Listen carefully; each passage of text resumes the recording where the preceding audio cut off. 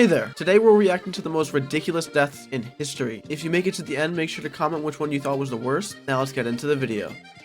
Alrighty, we are reacting to the silliest deaths or most ridiculous deaths in history. Let's go. The silliest deaths in history. Part 2. Alright, first up we got Jesse W. Lazear. Lazear? I don't know. In a world of constant scientific revolution and innovation, it's required that any new theories be put to the test with reliable and repeatable proofs. Otherwise, you're about as useful as a flat earther. But sometimes that proof puts people in harm's way. Take, for instance, one Jesse William Lazear. This handsome block of cheddar was an American physician in the late 1800s, though he did live to see the new century, just not for very long. But we'll get to that in a bit. Anybody that's like testing medicine or like doing scientific theories and like back in the day, that's just like raps for you, bro. Like nobody knows anything, so like you're gonna die to your own product, I guess. Growing from a well-to-do boy into a well-to-do man, Lazear had a passion for helping the ill and minimizing all of the icky sickies that had plagued humanity throughout history. So he took that passion and put it to good use, receiving his doctorate in medicine from Columbia University in 1892. Upgrading himself from graduate to practicing physician in 1895, Lazear focused his studies on two major diseases, the infectious malaria and the deadly yellow fever, both of which were stirring up all kinds of problems in the late 1800s, the worst of which being that people were dying. But exactly how these diseases were being spread so easily, particularly in the southern United States and in the Caribbean, remained a mystery, for a few more years at least. Well, that's not exactly true. Carlos Finlay came up with a theory. Oh, this guy looks smart, bro. I'm not gonna lie, this guy looks smart. Is that some diseases, particularly yellow fever, could be transmitted through the bite of a single infected mosquito. Why haven't we killed off mosquitoes? Like, what do they do? Do they actually like provide any good thing for the world? Like, I don't even know. Kill them all. More than 2 seconds in the American South, you know just how bad them little shits can get. So if there's a few infected people and a lot of mosquitoes, things are gonna spread faster than a bad joke at a dad convention. Oh, come on, I'm hungry. He said it. Finlay laid out his research and presented his nido-mosquito theory to the scientific community, opting for control over the mosquito population to minimize the spread.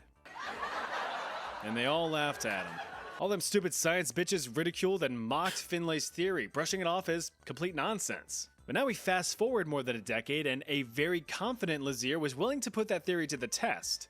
On himself. Right. Yo, how stupid do you gotta be? Like, he's a smart guy, but like, also stupid, because why would you test that on yourself? Like, why? You just test it on, like, I don't even know, like an animal or something. I don't know. That's not like humane, but I don't know, man. Here's an infected skater, and here's an uninfected me. So, if it bites me and I get infected, well, there you go. And so, in September of 1900, Lazear was deliberately bitten by an infected mosquito. How do you know it was infected, though? Like, how do you know that mosquito was infected? He contracted yellow fever and died several days later.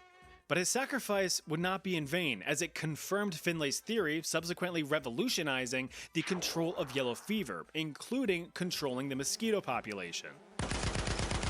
The age of exploration saw a lot of exploring from many a capable sea captain. But amongst the Columbuses and Marco Polos of history, some have fallen through the cracks, their deeds and accomplishments forgotten to time, or just not important enough for people to care. Yo, that makes me think, like, what things have people created, or like what people have created things that like nobody knows who they are. Like, you know, that's not making sense, but like, say somebody created something and like nobody knows who created it. That guy is like forgotten, bro. It's raps. Kendrick was one such captain. Ever since growing up aboard Papa Kendrick's whaling vessel in his teenage years, John had a love of the sea, which explains the vast success he found in his later years. This guy was more American than a strapped apple pie asking for a tip. A member of the American Sons of Liberty, Kendrick personally took part in the famous Boston Tea Party, hucking countless crates of precious British life fuel into the harbor. He also commanded a privateer ship during the American Revolution, attacking and capturing British warships with his crew of 104 men. He built up a pretty lucrative sandalwood trade hub, harvesting the wood in Hawaii and shipping it off to China, who treasured the luscious lumber for its durability, medicinal and therapeutic properties, and of course, its smell. Oh, that's good wood.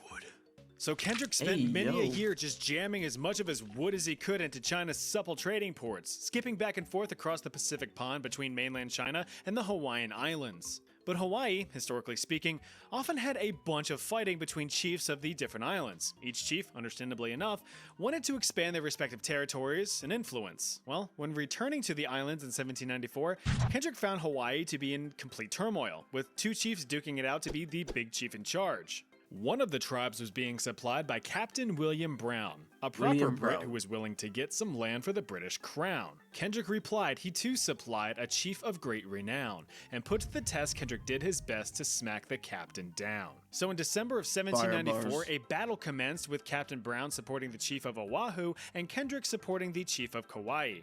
How cute. The tropical tussle ended with Kendrick's side being victorious, inspiring him to celebrate the only way a true American knows how. By firing off loud guns. True. As planned, Kendrick's ship had ignited a volley of cannon fire. Although his side had lost, Captain Brown, determined to uphold proper British etiquette, agreed to discharge a volley of his own cannons in Kendrick's honor. There's no way it hits him. Soup is to die for. No way. Well, that's what you get for slurping your soup. Ugh, turns out in a complete honest mistake, Captain Brown forgot to unload shot from one of his cannons before firing it off. A complete honest mistake? Bro, there's no way that he didn't do that on purpose. Like, how does it accidentally hit him? And, like, only him? Nah, that doesn't add up. Some historical accounts claim that grape shot tore through Kendrick's cabin, creating complete chaos and quickly killing the competent captain as he crunched on a collation of consumables. Oh, sorry about that. It's completely my fault. Jack Daniel. I know that name. Yep, that Jack Daniel. The two first name having freak who founded the famous Jack Daniel's Tennessee Whiskey Company. You know, that succulent spirit that did, will, or is getting you through those tough college days or life in general. That's the one.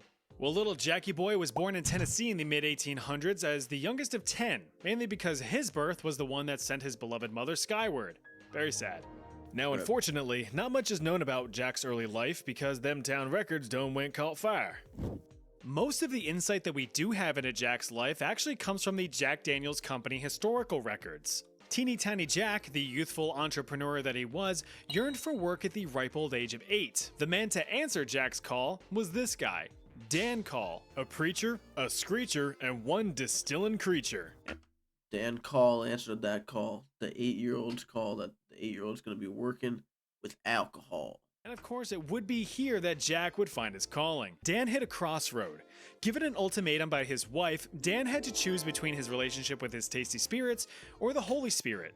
The Reverend chose his Lord and Savior, saving his soul and his liver in the process. In that choice, Dan had sold his prized distillery to none other than his favorite pupil, Jack Daniel, whose first act as new owner was to hire on his friend and mentor Nathan Green as the company's master distiller. He also employed Nathan's 2 adult sons and, later down the line, his grandsons. Now, the Jack Daniels website really emphasizes that Jack never owned slaves. So if you disagree, don't look at me.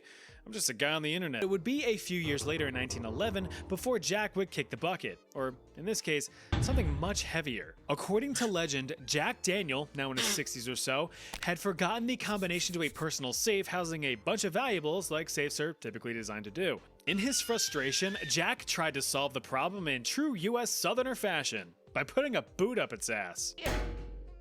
But since a safe has buns of literal steel, Jack instead broke his toe, causing a severe blood infection. Jack Daniel reportedly died of blood poisoning on October 9th, 1911. But is this story true? I don't know. No way he died from kicking a metal box, bro. That's sad, man. That's a bad way to go out, bro.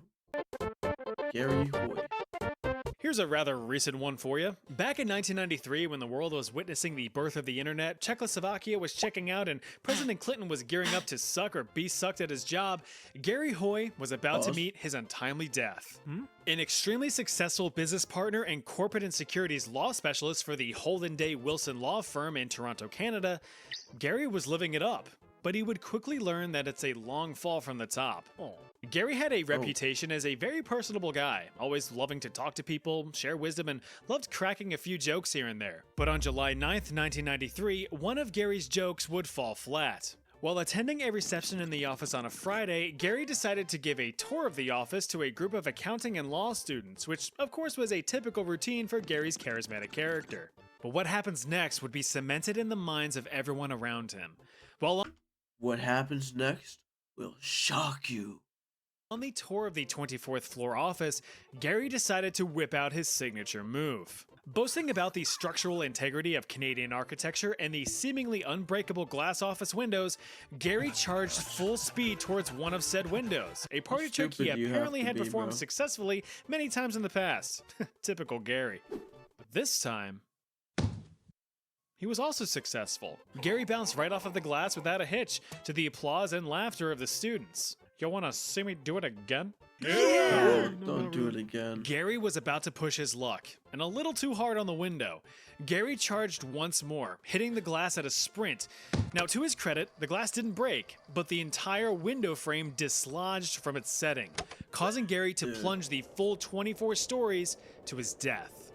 The students and various colleagues stood paralyzed and horror-struck after witnessing Garry's fall, not to mention the witnesses on the ground where Hoy's body had landed.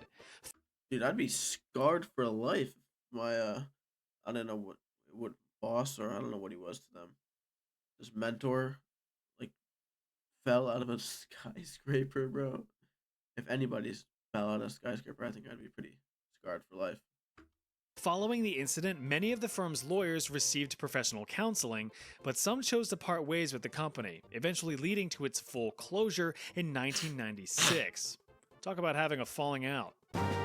Frank Hayes. Each of us wants to accomplish our own big motivational concrete goals before crossing the eternal finish line. A loving family, traveling the world, subscribing to this channel, which you can do right now.